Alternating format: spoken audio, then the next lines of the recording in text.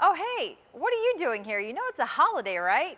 Well, since you're here and I'm here, what do you say we do a little celebrating?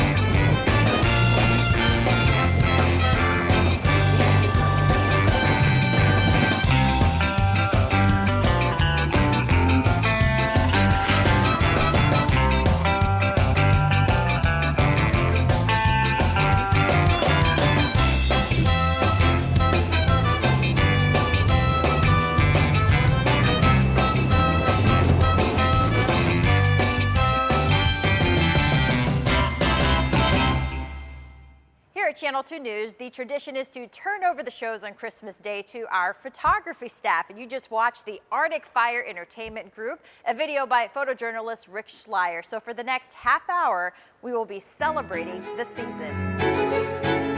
Channel 2 News presents Celebrating the Season. Well, cookies and Christmas go hand in hand. Photojournalist Eric Soul takes us to the Midtown restaurant Doriola's to sample the baked goods. We make the dough, sugar, butter, vanilla, salt, flour. There's a little soda in there and heavy cream.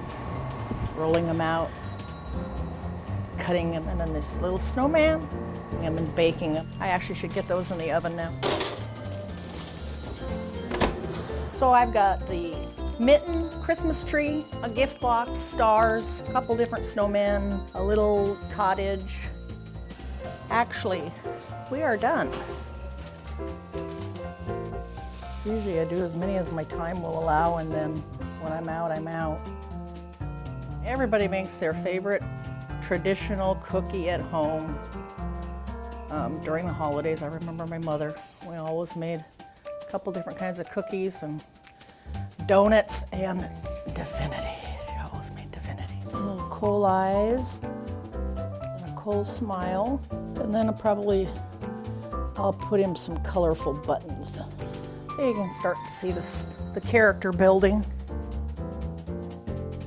People seem to like the big ones. I think it's just a little bit more fun, a little more special. So a little bit of tinsel, it's all fun. I feel like I make hundreds of them, but I always sell. I have special edible markers. Put red berries in there. And we'll give them a carrot nose. They're their own little piece of artwork right there. It's a little painting. And so I take pride in that, making them finished and making them look really pretty. They taste good as well as look good. Sometimes I just do like a swirly, just a design that's kind of fun. Instead of just being plain yellow, it makes it a little more special for the holidays. Sometimes I put a colored scarf around their neck. Handmade touch to them, and I like that. I like to just spend a little extra time so it looks like the care and the love is there.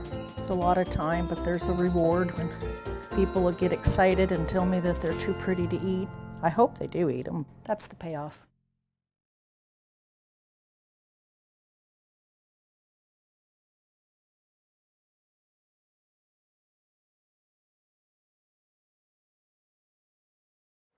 Maybe you were visited by Santa Claus today, but did you know that he also drops by Providence Hospital's neonatal unit to visit with Anchorage's tiniest residents? Photojournalist Ben Gauthier was on the nice list and got to tag along.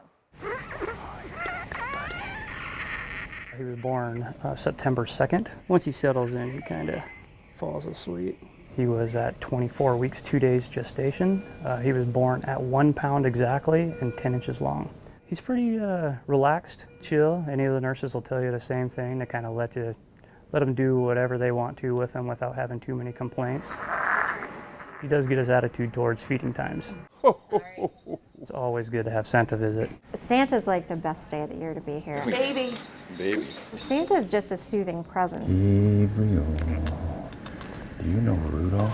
He's singing to them. They never let poor Rudolph joining in the reindeer game. He's rocking them, and he's just such a happy, positive presence that babies can't help but respond to that positiveness. For Santa to come here and be present so these families can still have those photos, that's just that memory, it's a positive. Gabriel. It's boosts the morale. It kind of lightens the situation that you're going through. I got it. It's on my hand. Okay. It just brought the idea of family, hope, love, the sacrifice that people do every day to make somebody else happy. I've been here 28 years, and Santa's been here every year that I've been here. I think even a little longer than that. So we love him and hope that he's here for many, many years with us. Photojournalist Mike Niederbrock also spent some time hanging out with Santa and finding out what kids of all sizes want for Christmas. Connor! I've been waiting for you. How are you? Good. You been good this year? Yeah. What do you want? A fish, like a salmon? A halibut? A beta. So 2 Star Wars things and a snowboard with fire stripes. That'll be cool. I want a Hello Kitty radio. Hello Kitty radio. And what do you want? A doggy. What'd he say? He said he wants to get a dump truck. A dump truck. Ovechkin, Kane, Taze. You want to meet him? Well, that might be a little tough. I pinched him. I'm a chocolate Santa. Oh, are you going to eat it? All right, good for you. A Target gift card, that way you can pick out whatever you want? All right. Longboard? That's different from a skateboard. Yep. I know. Okay, well, good luck. I hope you get it. What do you want? A hippopotamus? No. No? Have you been good? Yes. Always say yes. Yeah. Okay, I just want my girls to have all their gifts they want. that's cool. I want tickets to go see Bruno Mars this year. Bruce Springsteen? Yes. Oh, Bruno Mars. Yes, that's plus one. A gorilla? Yeah. You want a gorilla for Christmas? Yeah. I don't have any of those. Well, Santa, what I really wanted was a Senate seat. About 500 more votes? But, yeah, about 500 more votes with him, but Trump goofed that all You up. and me too. You and me both. Floof. Floof? All right. Unicorn. A unicorn, a real one? No. Oh, okay. Okay. Thank you. All right. And Santa isn't the only one visiting the hospital during the holidays. Channel 2's sports director Kari Bustamante visited the Children's Hospital at Providence with the Alaska Aces. Now the goal, to score some smiles. We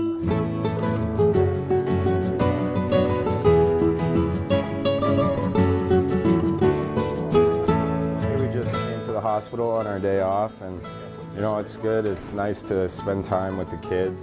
It's nice to come in here to see the kids and see how much they enjoy us being here and making some cookies with them. I like icing. Frosted cookies. We played around. I took some of the Aces cookies and ate them myself. That is pretty nice. My special visitor was Boomer, the mascot for the Alaskan Aces. He was just walking by my room and I said, "Boomer!" and he came into my room. you can kind of see the kids really enjoy when we come, and you can see it means a lot to them when we come here and visit them, especially over the holidays. Give them back and you know, let them know that there are people that care about them. So it's nice to be here, and we had a good time. It's always fun to do something for the kids, and especially during the holidays, and give them a little bit of cheer. And it's fun for us too, and it was an awesome time today.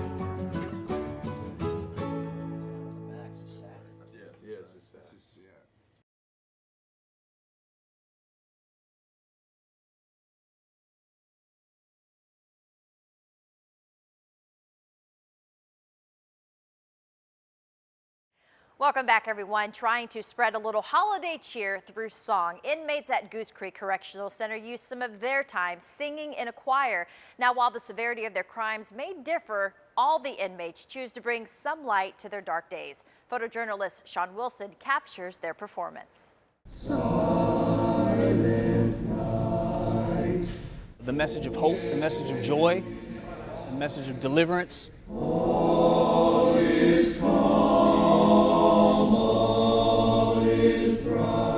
This is something that we can do to lift our spirits a little bit, have a sense of hope, have a sense of joy during a tough time.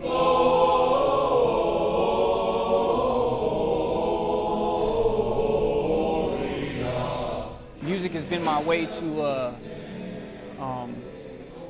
I guess, to cope and to stay in connection with my faith, and it kept me strong and it gave me something positive to do. I think I see the convict come off of people sometimes. You know, they just have a sense of not home but home, and they realize that, you know, they can still have something that's something to look forward to, or just something to be happy about. There's always something to be positive about, even if you're here. Oh, come, let us adore Him, Christ the Lord. This is always a highlight of our year, and I think the inmates that have to spend the holidays incarcerated, this gives them a sense of joy.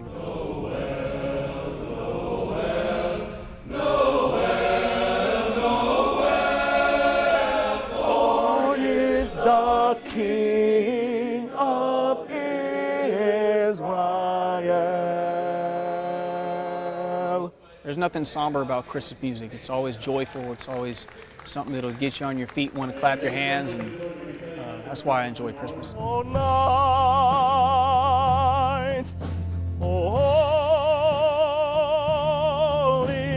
night, oh, night divine. And these men really enjoy bringing that feeling to the rest of the institution, the men that show up and watch the program. We hope that they leave with hope, joy. Ever more proclaim.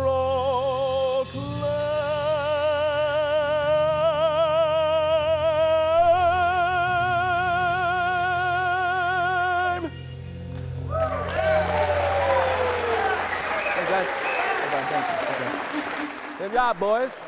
Yes, thank you. Thank you all. Now, if a Norman Rockwell Christmas is more of your style, then photojournalist Albert Luton has the story for you. It's the Colony Christmas celebration in Palmer.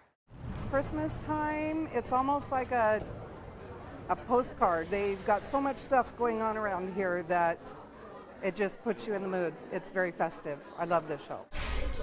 Colony Christmas hats, which are, I've only had 10, I just sold one, but these are handmade. So we press a button, and they light up. So it's really cool. It's a gathering of the people of Palmer. I think 13 or 14 years I've been doing this show. We've been doing this show for 30 years. So when we first started, my son was about this age. We sell high fire, stoneware, porcelain, utilitarian, and oil lamps and fanciful things. It's always amazing. You never know exactly what's going to come out of the kiln. We're selling wood products and watercolor. You start working and looking at bird feeders and just expanding from there, having fun, different styles and that kind of thing. And I've been playing around with watercolor for a few years, and so I've decided that making some cards would be kind of a fun outlet for that.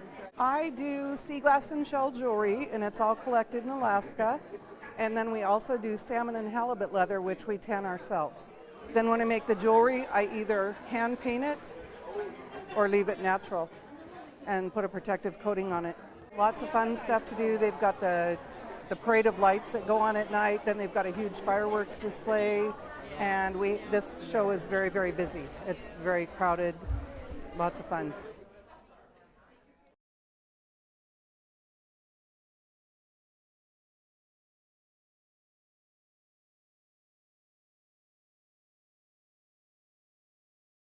Every Christmas, the Alaska Zoo sets up a parade of lighted animals for the holiday.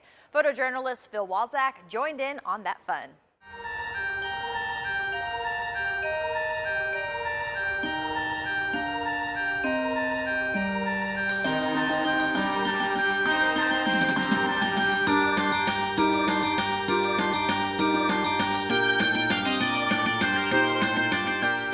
Zoo Lights is a wonderful opportunity to come out to the Alaska Zoo here in the winter hours in the dark.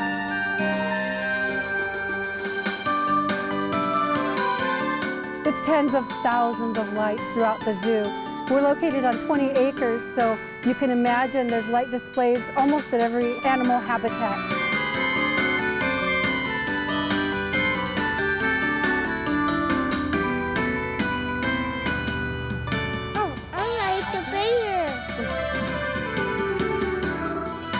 We have Arctic and subarctic animals here, and a lot of them are more nocturnal, more active in the evening.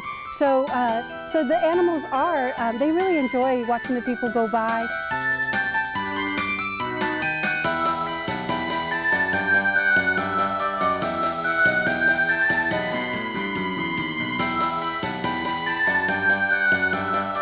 Come out to Zoo Lights. I really encourage families to get out in the winter, come see the sights, and go for a nice walk.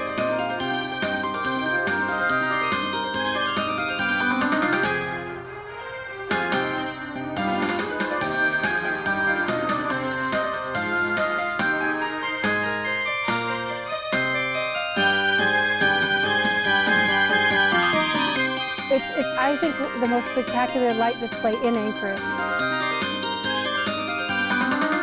Merry Christmas!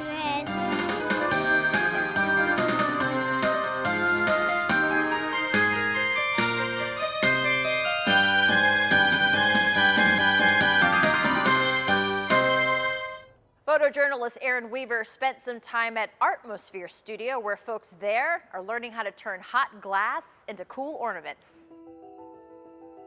Torch-worked blown ornament class. It's a little bit different and a little more challenging blowing. It was a little fun stretch to learn how to do it. A glass-filled tube, heating it on the torch until it's ready, until it's molten, and then blowing it into a round Christmas ornament. And then I fill them with the ground up bits of glass called frit for color. I think everybody gets one that turns out like a peanut and doesn't blow, doesn't go anywhere, and then everybody has a blowout where it's too hot, the kind of the happy medium in there where it's evenly heated and it's the temperature's just right and you've got just the right amount of air that you're blowing into it. Once you get that down, it's easy to do it again. They all are wound up with at least 4 or 5 ornaments that are really nice. That is a thermal shock, and you've got a thermal crack in there. That bad? Yes, that's bad. That's bad? That's bad. Okay. The color changes when it's hot. That's why it looked different while they were working it on the torch. But all of the colors go back to what they are in the jar after it cools down. In order to properly anneal the ornaments, which basically means to stabilize the glass, the stresses in the glass. It needs to be held at an annealing temperature. This is pretty thin glass, so we keep it at the annealing temperature for about 20 minutes, and then cool it down slowly to room temperature. More air, more air. It's still going. More air, more. There you go. And you wind up with a stable, strong piece of glass as a finished product. They really like doing it, yeah. So, and I think it's something anybody can have fun doing. You don't have to be artistic.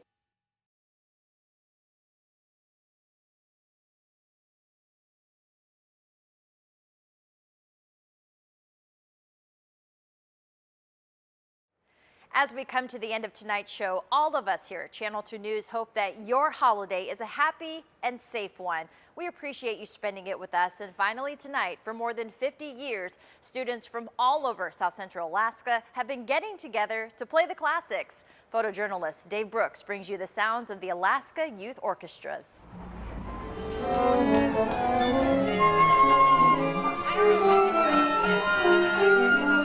Let's start at A, please. Forked clarinets, basses, monster sound.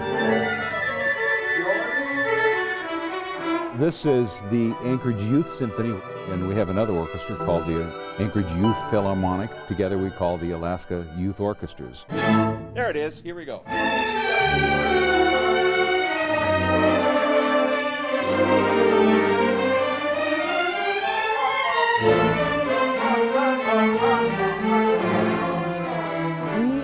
In addition to the Anchorage School District, we're not part of the school district. We've been going for over 50 years. It's a full orchestra. Strings, this is where it's marked pianissimo.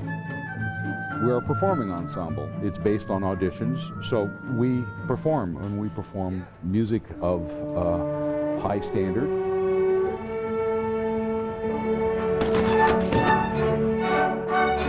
We were asked by the Ted Stevens Airport to go out and play for people as they get onto the plane and off the plane.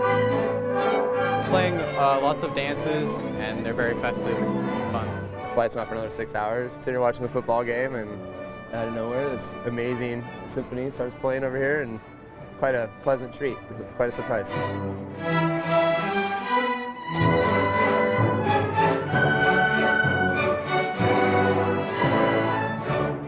They're very good. I've been to just about every airport in the country, and I feel like every airport should do this. It's very, very peaceful, and might help soothe the tensions of traveling a little bit. I don't know.